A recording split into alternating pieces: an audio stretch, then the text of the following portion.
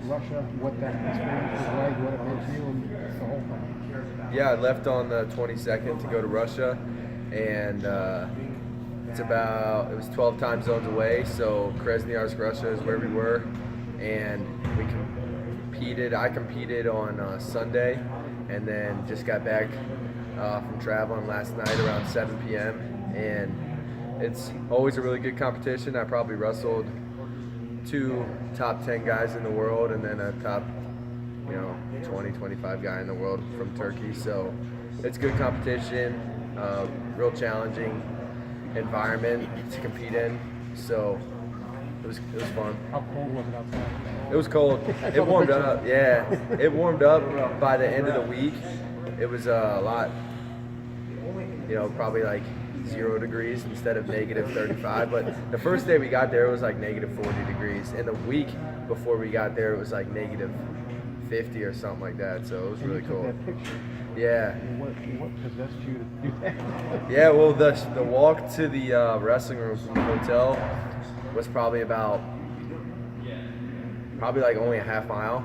Okay. So half-mile walk, maybe we're out there for 5-10 minutes, and your eyelashes freeze, eyebrows freeze, beard freezes, nose hair freeze, everything frozen. So the first day I walked, it was actually even more frozen than that, but I didn't have my phone because if your phone's out in that weather, it gets messed up. But the second day I brought it. Kyle, how do you stay humble? What grounds you? Is it your faith?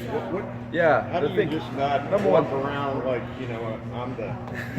Well, I think just part of it's the way I was raised. My parents, just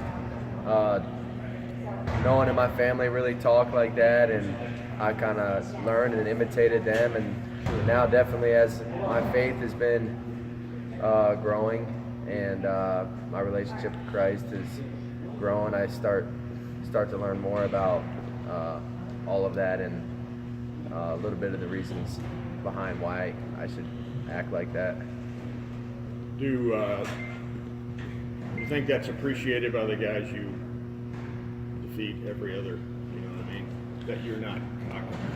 Yeah, I think it's probably appreciated. I think most of the guys that I wrestle domestically were friends, so once you wrestle for a long time and you go to camps, you start to just get to know everybody. And but internationally, I think too, a lot of even though we can't talk, we're all pretty nice with each other, and if you acted like a jerk, it probably wouldn't be that way, but because you respect them and are humble in your actions and words, then they respect you. And you're at the top of the game, so I guess you feel it's important to carry yourself in a certain way. Yeah, whether I was at the top of the game Yep. or climbing still, I mean, I would try to act the same. I don't really let situations, I try not to let situations determine the way I'm going to act. I kind of try to develop a way of thinking, a way of how I want to act, and then act that way no matter what happens. Do you try to get in the guy's head, or is it you never talk? It's not. Yeah. You don't see wrestlers trash talking much. Right. I don't get it. I don't really try to get in people's heads. I think that people who are constantly talking and running their mouth and all that stuff, you sometimes see in other sports.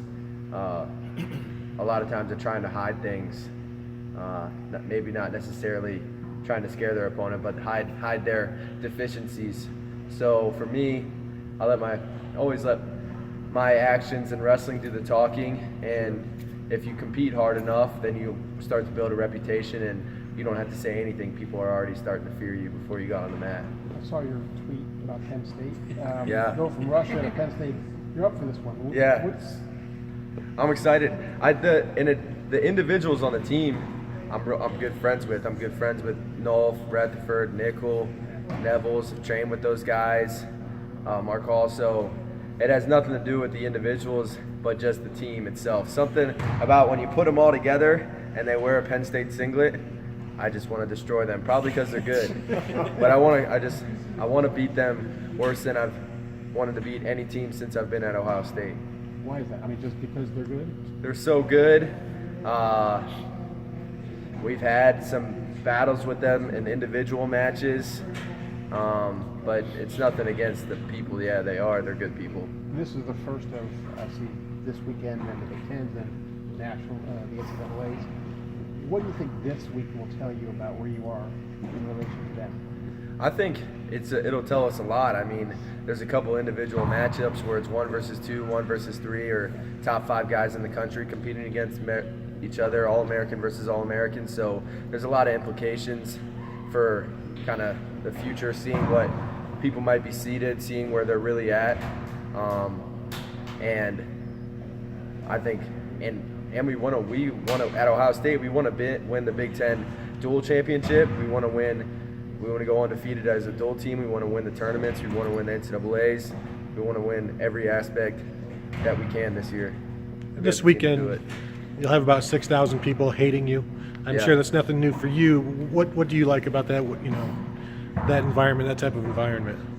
Yeah, I like the hostile environment. It's cool. I think we'll quiet the crowd in a couple weights. I think they probably, some of the places where we're really favored, there's not going to be much for them to cheer about. But then in other weights where it's going to be a close match or they're favored, they're probably going to be getting after it pretty good. But like I said earlier, I think all of us have prepared our minds, and our bodies are definitely ready, but I think preparing our minds for that and understanding that that's the way it's going to be, just have to wrestle through it. How much do you talk to your teammates about that? Just the whole mental aspect of it.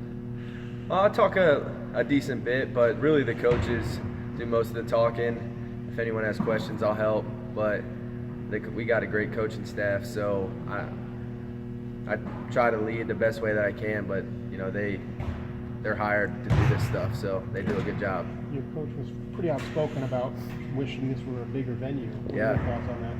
Yeah, I wish it was a bigger venue. I mean, I understand there's a basketball game in the BJC, so that is why we can't wrestle in it, but it'd be cool if we had it in like a neutral arena that was 40,000 people, because I think we would sell that out. I think we could sell out a 50,000 person arena for this match. Hot ticket. Yeah.